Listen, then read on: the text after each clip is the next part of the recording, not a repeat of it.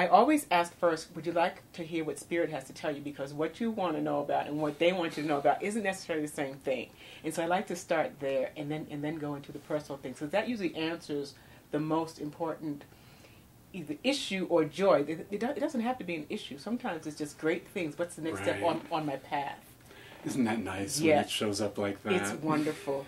And then also I usually get to connect people with their guides so that they don't need me that much if they pay attention to the guides. We all have to learn to pay attention to our guides. And that's so empowering. I'm so glad that you brought that up because it's funny because as you're talking, Karen, I'm sitting here thinking and you're getting, and I just say it with my outside voice when I get these messages. I know there's so many times where I'm doing a session, individual client, and I get that same thing in my head going, just say it. And I'm like, I'm not going to say that. I'm not going to say that. And then I say it, and they light up and go, oh my God, that's it. Yes, exactly. And so I'm thinking, I should be trusting my guides now too. So Totally. It is a little bit about trusting that intuitive voice. However I make up, it probably shows up different for everybody. And I can see and I can hear, which is nice. I get lots of visuals. I bet it's so cool to get the visual parts too, because I kind of get little intuitive voices in my head. But to see like pictures and stuff, that would be really, really cool. I love and I say I see so and so and say, oh yeah. In fact, there's one woman that I just read for in San Francisco, and I've never met her. I read for her on the phone. And I said, why am I getting the Vatican? She said, oh, well, I'm talking to this woman. And she's at the Vatican and blah, blah, blah, blah. Because I'm like, okay. So I trust. Cool. And we all should trust. We should all trust. A+. Yeah, good. That's really good. It's good advice for everybody to trust. To get a deep sense of belief in yourself and then trust. Trust yourself and trust the universe. And Well, I like to tell people, when you've passed, if you've seen people who passed on, the body's gone. So that spirit that animated them is the same one that's trying to get you to do the stuff you're supposed to be doing. So if you can lock into that one, you've got a union, and it makes life much easier.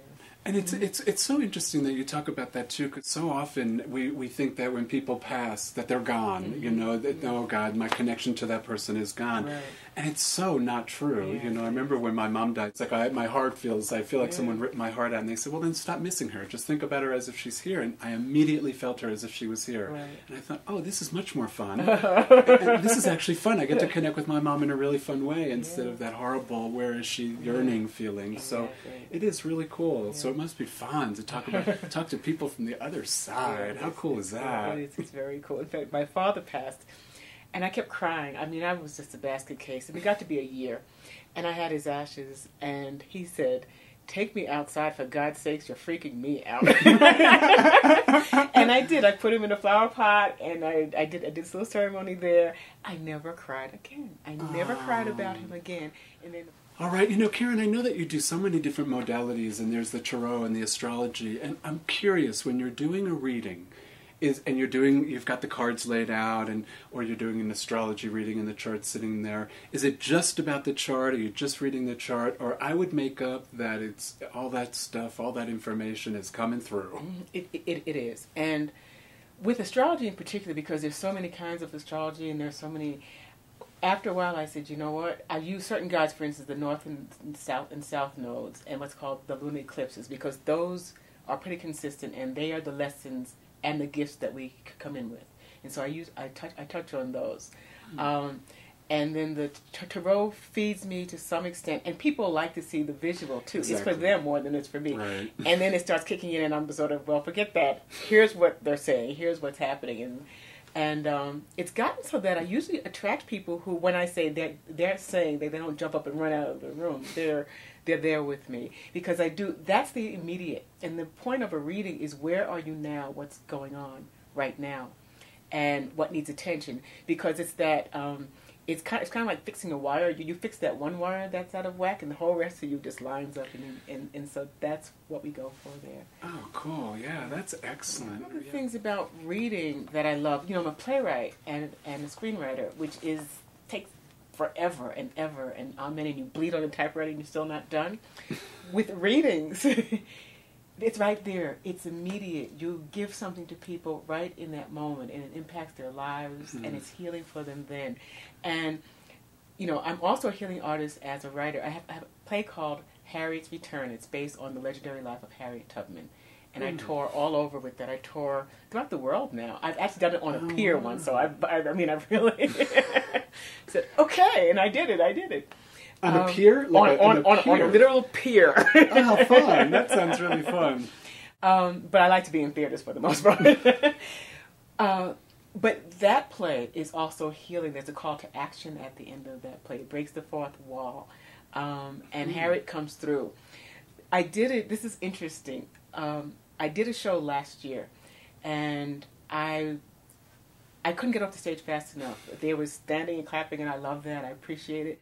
But something happened to me, and I was running to the dressing room, and there was someone who always opened the door for me. This time, she got out of my way. She looked horrified.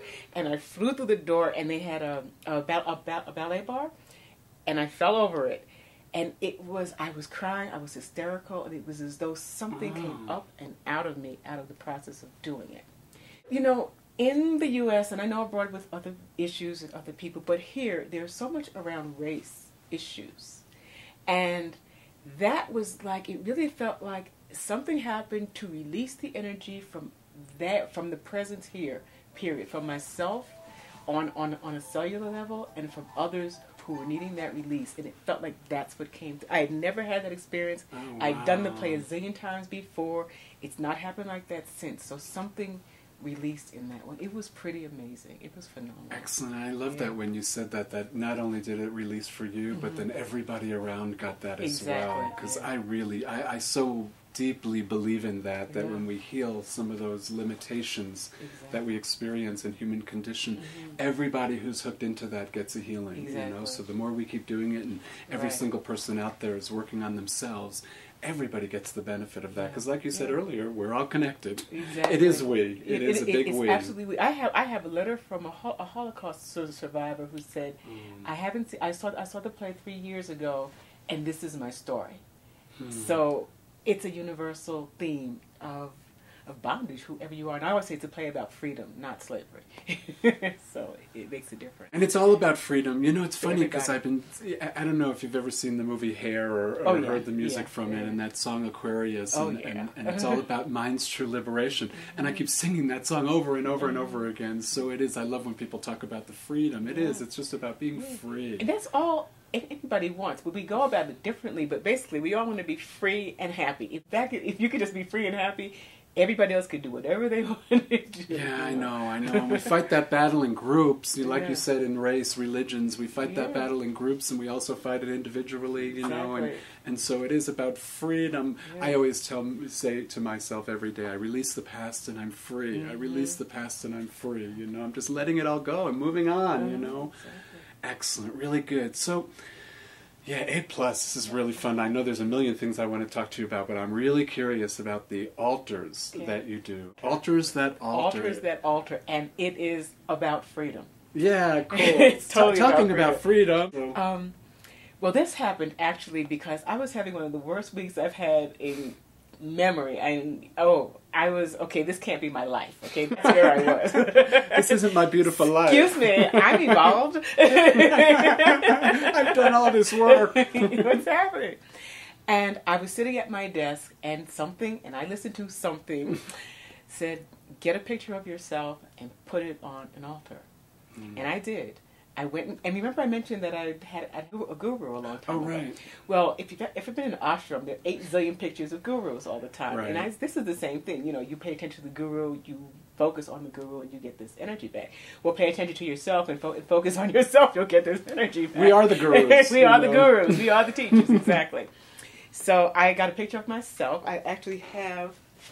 This is the picture that I got. Oh, that's so beautiful. Yeah, let's hold it a little bit closer so the camera could really get that. Let's see.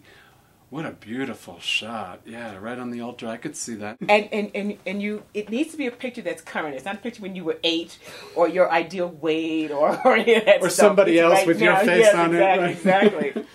And so that's the first thing I did to anchor it. And I did it in tiers. And from there it said, okay, first tier is, what do I want? If the rest of the world disappeared and you didn't have your mother in your ear saying one thing and your best friend in your ear, exactly how do you want to be? What do you want right now? So that's the top tier. And people can do these in in sections instead, but I like the tiers because they're prioritized. I'm first, this is second, and that's third. Oh, excellent.